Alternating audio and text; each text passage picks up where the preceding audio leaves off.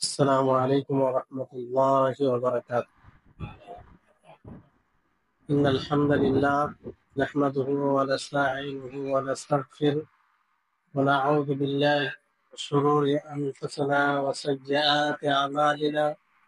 من يهده الله فلا مضل له ومن يضلله فلا هادي له، وأشهد أن لا إله إلا الله وحده لا شريك له، وأشهد أن محمدا عبده ورسوله. أما بعد، فأعوذ بالله من الشيطان الرجيم. الذين يأكلون الربا لا يقومون إلا كما يقوم الذي يتخبطه الشيطان من المس، ذلك بأنهم قالوا إنما البيع مثل الربا وأحل الله البيع وحرم الربا. رب اشرح لي صدري ويسر لي أمري واحلل عقدة من لساني يفقهوا قولي. رب زدني علما. সম্মানিত আজকের এই সভায় উপস্থিত সুধী মণ্ডলী, প্রশংসা মাত্রই সেই মহান আল্লাহ তাবারক ওয়া তাআলার জন্য, যিনি আমাদের সকলকে তার ইবাদত উপাসনার জন্য সৃষ্টি করেছেন। আর তার রহমতের ফলাফল যে আমরা তার ইবাদত করতে সক্ষম হয়েছি, ইবাদতের তৌফিক পেয়েছি। তারপরে আমাদের সকলের প্রাণ প্রিয় নবী করিম মুহাম্মদ মুস্তাফা সাল্লাল্লাহু আলাইহি ওয়াসাল্লাম, ওনার উপরে অসংখ্য শান্তির ধারা বর্ষিত হোক। আল্লাহুম্মা সাল্লি আলাইহি, আল্লাহুম্মা বারিক আলাইহি। সম্মানিত উপস্থিতিগণ, আজকে আপনাদের সম্মুখে এই সংক্ষিপ্ত সময়ে যে বিষয়টি নিয়ে কথা বলবো, সেটি হচ্ছে সুদ, ইন্টারেস্ট, রিবা এবং তার ভয়াবহতা। বিষয়টি এতটাই গুরুত্বপূর্ণ যে আজকে হয় এই বিষয়টিকে না বোঝার কারণে এই সুদের সাথে জড়িয়ে আছে, আর না হয় আমরা উদাসীন, রাসূলের ফরমান, আল্লাহর ফরমানের উপরে সেই রকম বিশ্বাস রাখতে পারেনি যে আমাদের কর্মে আল্লাহ এবং তার রাসূলের বাণী ধমক আসবে আর আমাদের শরীরে সাড়া দেবে, হৃদয় জেগে উঠবে সেই বিশ্বাসে ঘাটতি থাকার কারণ। সম্মানিত উপস্থিতিগণ, সুদ, ইন্টারেস্ট, রিবা এমন একটি অপরাধ শুধু সেই একাকী ভাবে একটি অপরাধ নয়, সে অনেকগুলো অপরাধকে ডেকে আনে। এই সুদ সামাজিক অপরাধ, এই সুদ রাজনৈতিক অপরাধ, এই সুদ সুসম্পর্কের শত্রু, এই সুদ মানুষের মধ্যে যে মহাব্বত, ভালোবাসা থাকে সেটাকে বিলুপ্ত করে দেয়, মানবতাকে বিলুপ্ত করে দেয়। মানুষ কি করে এক অপরকে ঠগে মাল আত্মসাৎ করে নিজে ভালো থাকবে, সেই চিন্তাধারাকে এই সুদ সৃষ্টি করে। এই সুদের ব্যাপারে অসংখ্য আয়াত রয়েছে। নবী করিম মুহাম্মদ সাল্লাল্লাহু আলাইহি ওয়াসাল্লাম হাদিসে অনেক ভাবে নিষেধ করেছেন, সতর্ক করেছেন। এই সুদ কি জিনিস? সুদ হচ্ছে রিবা, এর অর্থ হচ্ছে অতিরিক্ত, বাড়তি জিনিস, মূল জিনিসের চেয়ে বেশি কিছু নেওয়া, সমজাতীয় জিনিস বিক্রি করে তার উপরে বেশি কিছু নেওয়া, এটাই হচ্ছে সুদ। সমজাতীয় জিনিসে আপনি যে কেনা বেচা করবেন সেটা সমান সমান হতে হবে, আর হাতে হাতে হতে হবে, নগদ হতে হবে, তাহলে সুদের বিষয়টি থাকে না। কিন্তু যখনই আপনি দুটোর মধ্যে একটি শর্তকে বিলুপ্ত করবেন, হয় ধার করবেন, না হয় আপনি কম বেশি করবেন, তখন আপনি সুদে জড়িয়ে যাবেন। তো যাই হোক, সুদ এটা বিভিন্ন ভাবে আমাদের সমাজে ছড়িয়ে আছে। বড় আক্ষেপ হয়, বড় দুঃখ হয় যে আমাদের প্রতিটি সমাজ এই সুদে জড়িত। আর সবচেয়ে বড় বেশি দুঃখ হয় যে যারা ৫ ওয়াক্তের মুসাল্লি, যাদেরকে আমরা দিনদার মনে করি, যাদের ব্যাপারে আমাদের সুধারণা যে দিনকে ফলো করে চলে, দিন অনুযায়ী জীবন যাপন করে, তার জীবনও সুদ, তার পরিবারও সুদ, তার পরিবারের প্রতিটি সদস্য সেই সুদে লালিত পালিত হচ্ছে। ফলে কোনো বারাকা নেই, পারিবারিক যে শান্তি সেটা বিলুপ্ত, আর্থিক সমস্যা দূর হয় না। এই সুদ আপনার সব রকম অপরাধ অপকার বয়ে আনে। আর্থিক সবচেয়ে বড় শত্রু। সুদ দ্বারা কখনো আর্থিক সমস্যা দূর হয় না, বরং আরো আর্থিক সমস্যা দূর করে। এটা রাজনৈতিক অপরাধ, আন্তর্জাতিক লেভেলও অপরাধ। আজকে আপনি বিশ্বব্যাপী দেখেন যে বড় বড় দেশ ছোট দেশকে সুদ দিয়ে, ইন্টারেস্ট দিয়ে তাকে নিচে রেখে সে গরিব থেকে গরিব হতেই যাচ্ছে। ঋণ পরিশোধ করতে পারে না, ঋণ পরিশোধ করবে, ঋণ বাড়তেই আছে, তো সে উন্নতি কি করে করবে? আন্তর্জাতিক লেভেলে সুদ কেমন ভাবে হয়? যেমন একটি কোনো বড় দেশ কোনো ছোট দেশকে বললো যে আমি তোমাকে একটি পুল বানিয়ে দিব, একটি রাস্তা বানিয়ে দিব, এর ভিত্তিতে আমি এই মুনাফা ইন্টারেস্ট দিব। এটা হচ্ছে সুদ। আজকে দেখুন বড় বড় দেশ এইভাবে উঁচু উঁচুতে উঠে যায়, কিন্তু এই উঁচু হওয়া এটা সাময়িক। তো আমরা এর ভয়াবহতা সম্পর্কে আজকে আমরা জানবো ইনশাআল্লাহ। সুদের ব্যাপারে অসংখ্য আয়াত আছে। সর্বপ্রথম এই বিষয়টি আপনারা মনে রাখেন যে জাহিলি যুগে যে সুদ প্রচলন ছিল, মানুষকে ধার দিয়ে, ঋণ দিয়ে সুদ নিত। অর্থাৎ এরকম ছিল যে কাউকে ১০,০০০ টাকা ধার দিয়ে বললো যে প্রতি মাসে এত টাকা লাগবে, আর বছর শেষে সেই ১০,০০০ টাকা মূল টাকা সেটাও দিতে হবে। এটা এক প্রকার সুদ।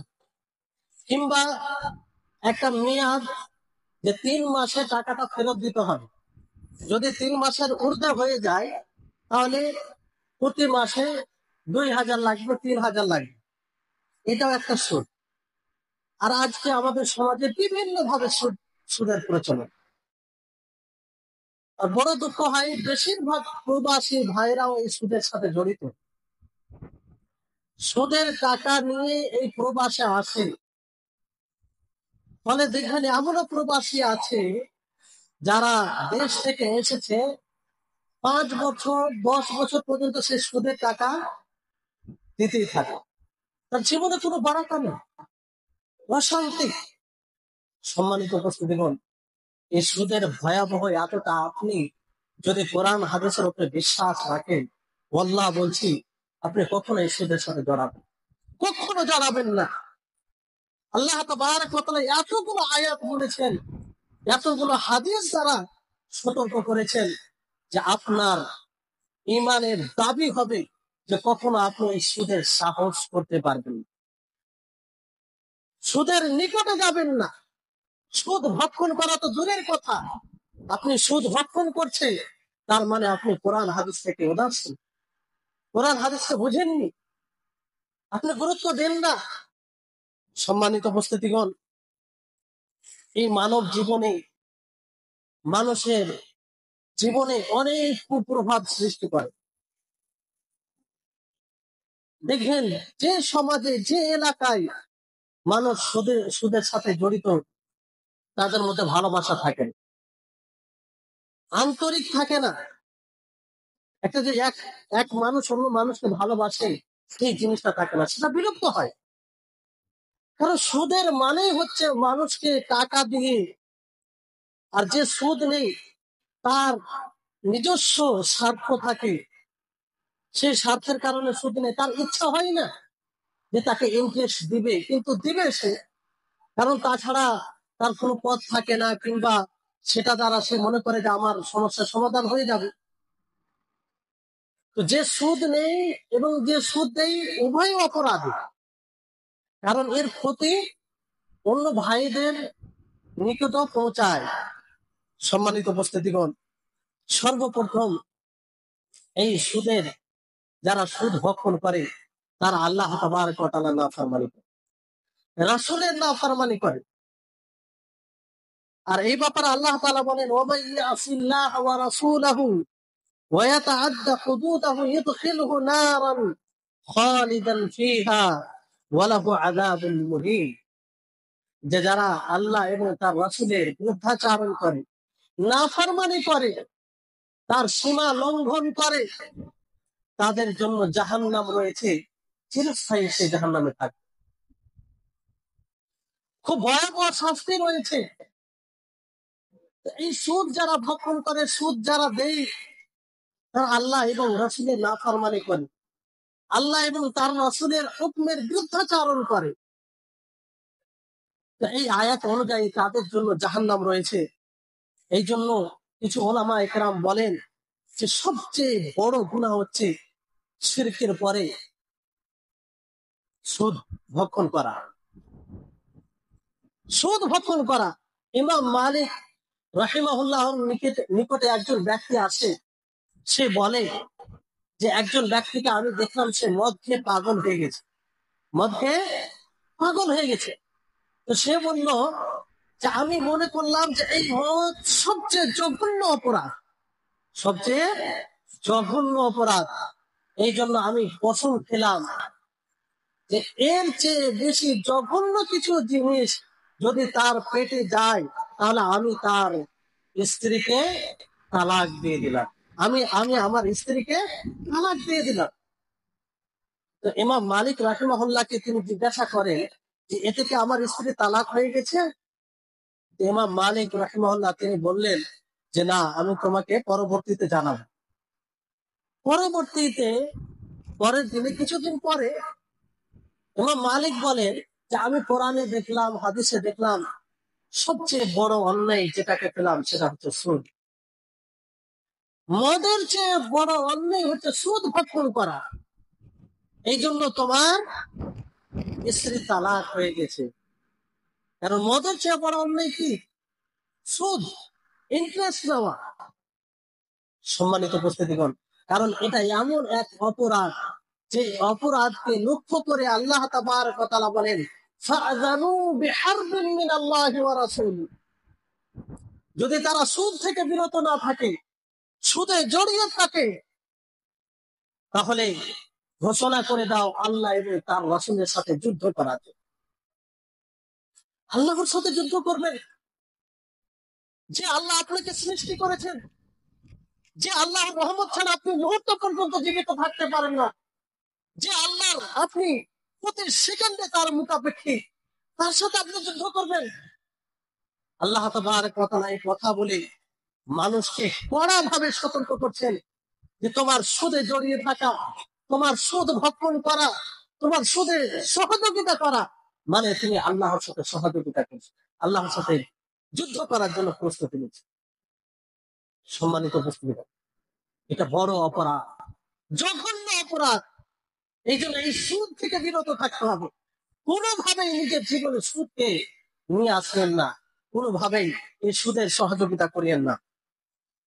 তারপরে আল্লাহ তাবারক ওয়া তাআলা বলেন সূরা আল ইমরান 130 থেকে 131 পর্যন্ত, ইয়া আইয়ুহাল্লাযীনা আমানু লা তাকুলুর রিবা আযআফান মুদাআফা। যে হে মুমিনগণ, আল্লাহ কাদেরকে সম্বোধন করছেন? মুমিনদেরকে। এই জন্য আব্দুল্লাহ ইবনে মাসউদ রাদিয়াল্লাহু তাআলা আনহু তিনি বলেন, যখনই এই শব্দ দ্বারা সম্বোধন করা হবে তখন মুমিনদের কান খাড়া হয়ে যাওয়া উচিত, মনোযোগ দিয়ে শোনা উচিত যে আল্লাহ তাবারক ওয়া তাআলা মুমিনদেরকে লক্ষ্য করে কোনো গুরুত্বপূর্ণ কথা বলছেন। ইয়া আইয়ুহাল্লাযীনা আমানু, যে হে মুমিনগণ, লা তাকুলুর রিবা আদআফান মুদাআফা, যে তোমরা চক্র বৃদ্ধিতে সুদ খেও না, রিবা ভক্ষণ করিও না। ওয়াত্তাকুল্লাহ, আল্লাহ তাআলাকে ভয় করো। লাআল্লাকুম তুফলিহুন, এতে তোমরা সফল হবে। আল্লাহ তাবারক ওয়া তাআলা পরবর্তী আর তারপরে বলছেন, ওয়াত্তাকুন নার আল্লাতী উইদ্দাত লিল কাফিরিন, তোমরা সেই জাহান্নাম থেকে ভয় করো যেই জাহান্নাম কাফিরদের জন্য আল্লাহ তাআলা তৈরি করেছে। সম্মানিত উপস্থিতিগণ, তাহলে আমার আপনার ঈমানের দাবি হবে সুদ থেকে বিরত থাকা, সুদ ভক্ষণ না করা। কারণ এখানে মুমিনদেরকে সম্বোধন করে আল্লাহ তাআলা বলেছেন।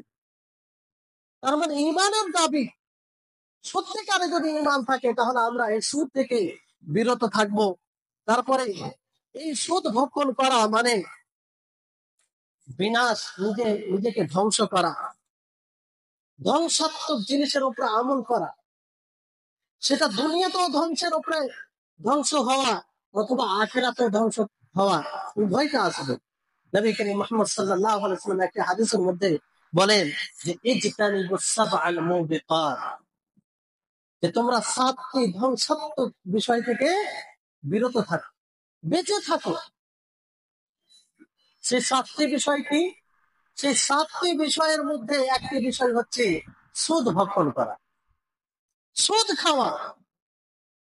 ওয়া আকলুর রিবা, ধ্বংসাত্মক জিনিস, যেটা আপনাকে বিনাশ করবে, যেটা আপনাকে ধ্বংস করবে। এই দুনিয়াতেও আপনি ধ্বংস হবেন এবং আখিরাতেও ধ্বংস হবে।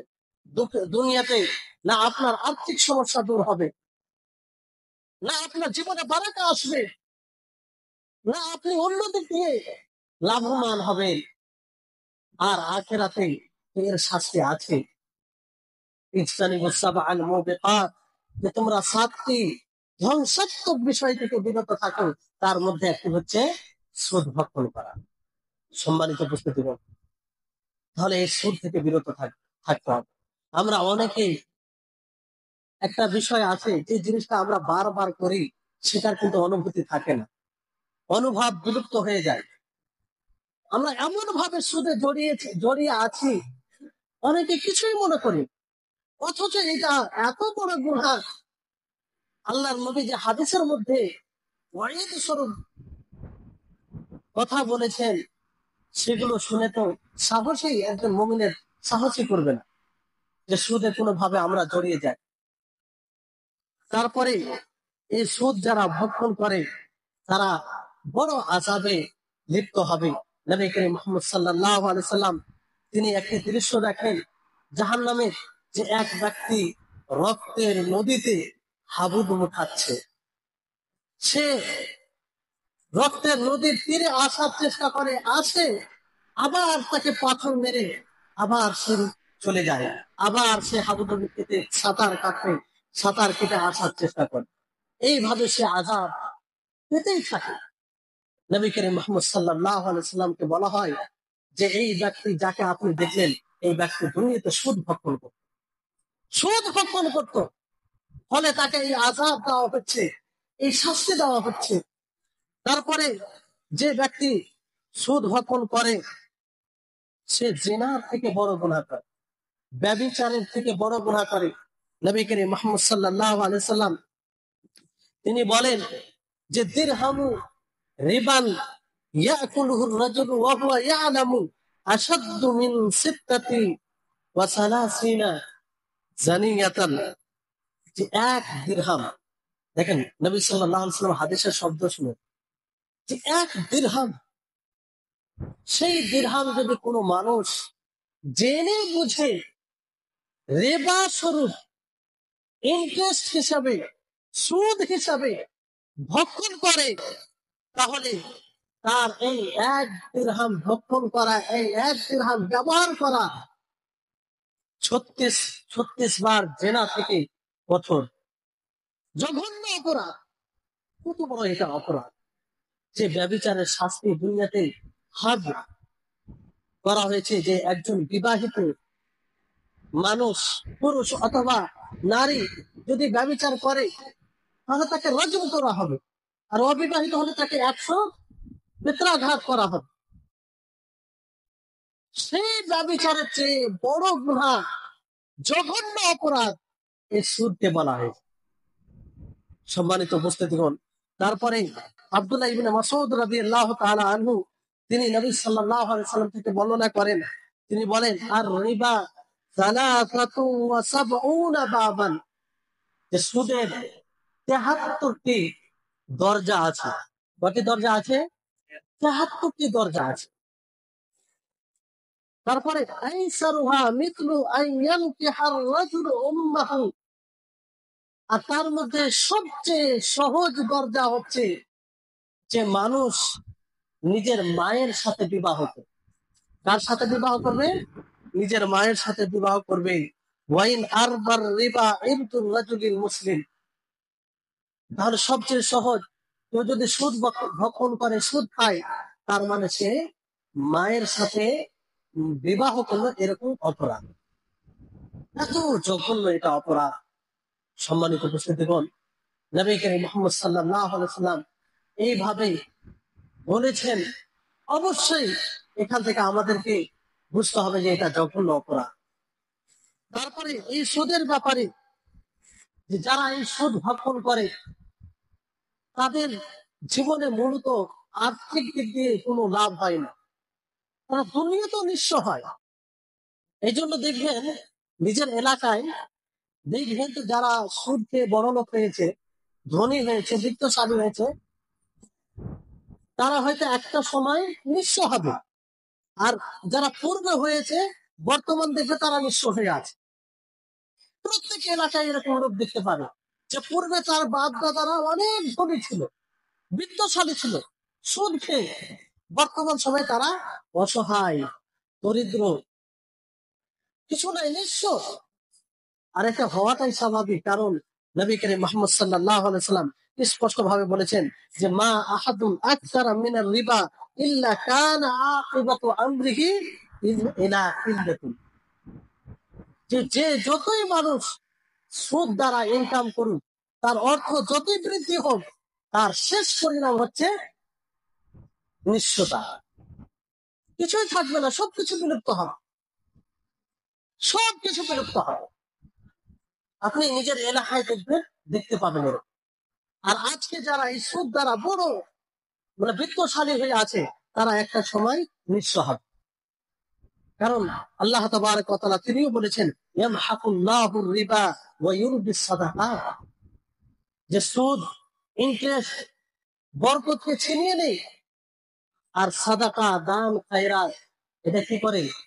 বারাকা আনে, জীবন আরো বৃদ্ধি করে, বৃদ্ধি করে। সম্মানিত উপস্থিতিগণ, তারপরে এই যারা সুদ খায়, সুদে জড়িয়ে থাকে, তারা আল্লাহর নিকটে অভিশপ্ত, তাদের উপরে আল্লাহ তাআলার অভিশাপ হয়।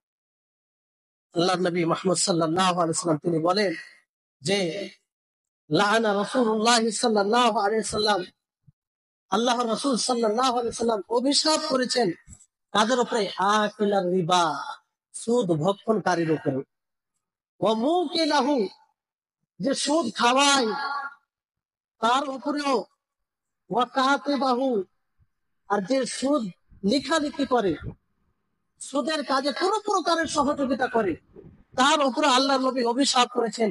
ওয়া শাহিদাইহি, এবং যে এই সুদের সাক্ষ্য প্রদান করে, তার উপরে আল্লাহ নবী অভিশাপ করেছেন।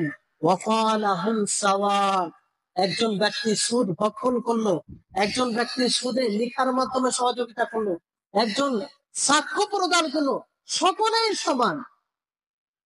আল্লাহ আর আল্লাহর নবীর অভিশাপের বদদুয়া মানে জানেন, আল্লাহর রহমত যেন আপনার উপরে বর্ষণ না হয়, আল্লাহর গজব হয় আপনার উপরে। যদি আপনি আল্লাহর রহমত থেকে বঞ্চিত হয়ে যান, তাহলে কে বাঁচবে আপনার জন্য? আল্লাহর রহমত ছাড়া আমরা কিছুই করতে পারি না। সম্মানিত উপস্থিতিগণ, তাহলে এই সুদ এমন একটি অপরাধ, যে অপরাধের ব্যাপারে নবী করিম মুহাম্মদ সাল্লাল্লাহু আলাইহি সাল্লাম কোনোভাবেই এটা সমর্থন করা যাবে, কোনোভাবেই না। কিন্তু আজকে আমরা সুদ দ্বারা লালিত পালিত হচ্ছে, লোন নিচ্ছে। বেশিরভাগ মানুষ দেখবেন যে লোন নিয়ে বাড়ি ঘর করে, লোন নিয়ে কি করে? সন্তানকে প্রবাসী জীবনে নিয়ে আসে, লোন নিয়ে নিজে প্রবাসে আসার চেষ্টা করে। সে জানে না যে এই লোনের মাধ্যমে যে যা কিছু করছে সবকিছু হারাম। সম্মানিত উপস্থিতি, আল্লাহকে ভয় করুন। জরুরি নয় যে আপনার রুজি এখানে আল্লাহ তাআলা সীমিত রেখেছেন। জরুরি নয় যে আপনি সৌদি আরব যাবেন তো আপনার রুজি সঠিক হবে, আপনি মালদ্বীপে আসবেন তো আপনার রুজি সঠিক হবে, আপনি অন্য ফরেন কান্ট্রিতে যাবেন তো আপনার রুজি সঠিক হবে, কিংবা ভালো থাকবেন, সচ্ছল থাকবেন, এটা জরুরি নয়। আপনার ভাবনা, এটা আপনার চিন্তা, আল্লাহকে ভয় করে এগুলো থেকে বিরত থাকবেন। ইনকাম করে আপনার কাছে যদি পয়সা থাকে, হালাল পয়সা থাকে, তাহলে ব্যবস্থা করুন, ঋণ নিয়ে করতে পারেন। কিন্তু সুদের উপরে আপনি কারো জীবিকার ব্যবস্থা করছেন, তা আপনি বড় অন্যায় করছেন, জুলুম করছেন। আপনি নিজের উপরে, অন্যের উপরেও জুলুম করছেন। সম্মানিত উপস্থিতিগণ, তারপরে এই সুদ এমন একটি অপরাধ যে সুদের কারণে আল্লাহ তাআলার আযাব এই দুনিয়াতে নিয়ে আসেন। আপনি যে এলাকায় সুদ হবে, যে এলাকার লোক, যে পরিবারের লোক সুদে জড়িয়ে থাকবে, সেই পরিবারে শান্তি আসবে না, আল্লাহ তাআলার আযাব আসবে। নবী করিম মুহাম্মদ সাল্লাল্লাহু আলাইহি সাল্লাম তিনি বলেন, ইদা যাহারা যিনা ওয়ার রিবা ফি ক্বরিয়াতিন, যে যখন কোন এলাকায়, কোন জনপদে জিনা, ব্যভিচার আম হয়ে যাবে, ফাকাদ আহাল্লু বিআনফুসিহিম আযাবাল্লাহ, তারা নিজের নফসের উপরে, নিজের আত্মার উপরে আল্লাহর আযাবকে হালাল করে নিল, হালাল করে নিল। আল্লাহু আকবার। একটু ভেবে দেখুন যে সুদে জড়িয়ে থাকা মানে আমরা নিজেরাই আল্লাহর আযাবকে ডেকে আনলাম, নিজেরাই আমরা ইচ্ছা করে আল্লাহর আযাব চাইছি, এরকম বিষয় বোঝা যায়। তারপরে এই সুদের সাথে যারা জড়িয়ে থাকবে, এটা কত বড় অপরাধ আপনি নিজে চিন্তা করুন। তারা কিয়ামতের দিন এমন ভাবে তারা উঠবে, যাদের মির্গির ব্যারাম দেখেছেন, মির্গির ব্যারাম অসুখ, মির্গির যেটা অসুখ, তারা নিচে পড়ে যায়, শয়তানে যাদেরকে আসর করে, মানে তারা স্থির থাকে না, ছটফট করে। মুরগিকে জবাই করে যেমন মুরগিকে দেখে ছটফট করে, ওই রকম ছটফট করে। তারা হাসরের মাঠে ওই মতো উঠবে যারা সুদ ভক্ষণ করে, যারা সুদে জড়িয়ে থাকে। সম্মানিত উপস্থিতিগণ, ভয় করুন আল্লাহ তাআলাকে। আল্লাহ তাবারক ওয়া তাআলা বলেন, আল্লাযীনা ইয়াকুলুনা রিবা লা ইয়াকুমুনা ইল্লা কামা ইয়াকুমুল্লাযী ইয়াতাখাব্বাতুহুশ শাইতানু মিনাল মাস, যে যারা সুদ খায়, যারা ইন্টারেস্ট নেই, তারা হাসরের মাঠে এমন ভাবে উঠবে যেমন ভাবে তাদেরকে শয়তান স্পর্শ করে থাকবে। তারা ছটফট করবে, স্থির ভাবে দাঁড়িয়ে থাকবে না। এটা কার কথা? আল্লাহ তাআলার কথা। এতে কোনো সন্দেহ আছে? এতে অনুপরিমাণ সন্দেহ আছে? আপনি এর উপরে বিশ্বাস করে কি করে সুদে দাঁড়িয়ে থাকতে পারেন? এর উপরে বিশ্বাস করে আপনি কুড়ে ঘরে বাস করতে পছন্দ করবেন? এর উপরে বিশ্বাস করে আপনি বিলাসিতার জীবন ছাড়তে বাধ্য হবেন? কিন্তু আমাদের বিশ্বাস নেই। আপনি যদিও বলেন যে আমি আল্লাহর বাণীর উপরে বিশ্বাস রাখি, ঈমান রাখি, আপনি মিথ্যা কথা বলছেন। এটা কি করে হয় যে আপনি দৃঢ় বিশ্বাস রাখেন আর এইরকম একটা সুদের মতো অন্যায় কাজে আপনি নিজেকে জড়িয়ে আছেন, ঢালাও ভাবে জড়িয়ে আছেন, যে সুদের মাধ্যমে আপনার ছেলে সন্তান বৃদ্ধি পাচ্ছে। সম্মানিত উপস্থিতিগণ, আপনারা জানেন যে শরীর হারাম দ্বারা বৃদ্ধি পাবে, যে শরীরে হারাম দ্বারা হারাম প্রবেশ করবে, সেই শরীর দ্বারা ইবাদত কবুল হবে। কোথায় আছেন আপনি? অনেক ভাই বলে যে না, অসুবিধা, এই কারণে লোন নিতে হচ্ছে, লোনের কারণে অনেক উপকার হচ্ছে, বড় বড় কাজ আমরা করে ফেলি। সম্মানিত উপস্থিতিগণ, একটা কথা মনে রাখবেন, আল্লাহ তাআলা হাকিম, তিনার নামই একটা হচ্ছে হাকিম। তিনার কোনো বিধান, কোনো হুকুম হিকমত থেকে খালি নয়। অবশ্যই যে কাজকে আল্লাহ তাআলা হারাম করেছেন তাতে ফাসাদ ছাড়া কিছু নেই, তাতে ক্ষতি ছাড়া কিছু নেই।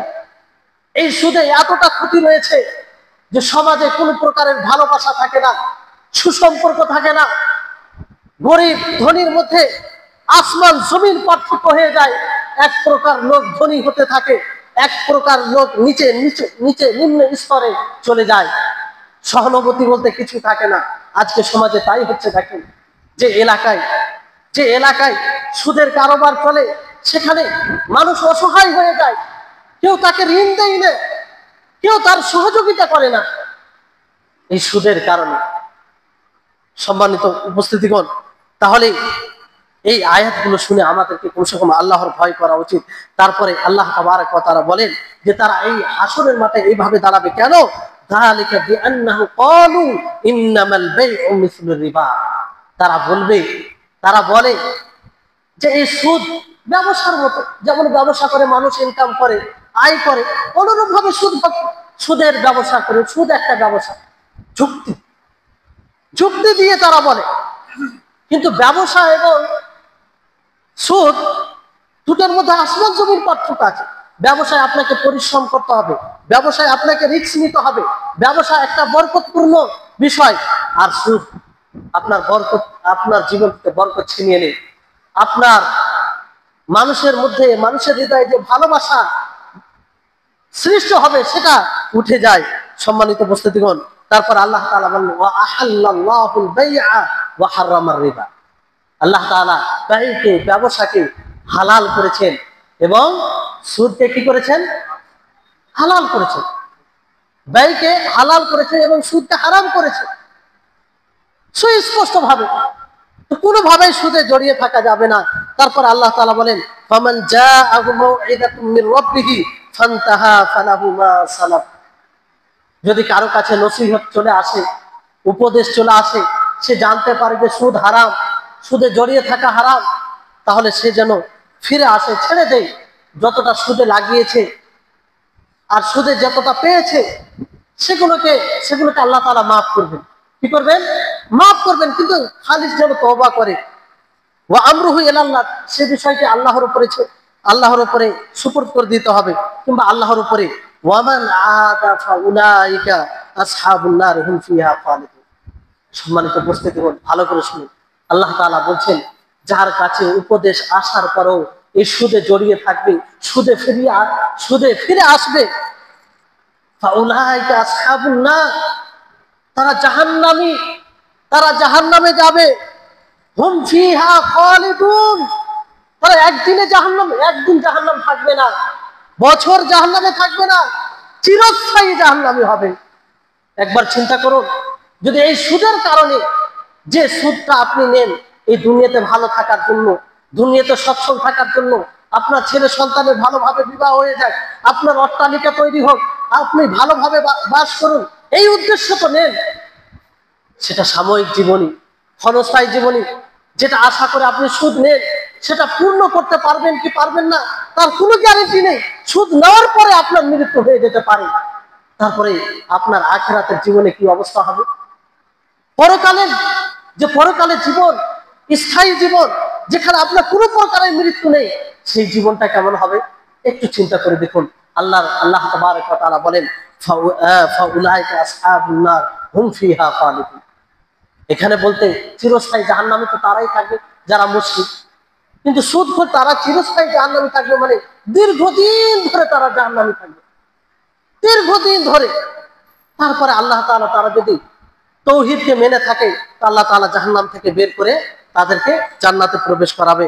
সম্মানিত উপস্থিতিগণ, তারপরে একটি কথা মনে রাখবেন যে আপনি যদি এই সুদ ভক্ষণ করেন, আপনার শরীরে এই সুদ আছে, তা আপনার ইবাদত কবুল হবে না। ইন্নাল্লাহা তাইয়্যিবুন লা ইয়াকবালু ইল্লা তাইয়্যিবান, যে আল্লাহ তাআলা তিনি পবিত্র, আর তিনি পবিত্র ছাড়া কবুল করেন না।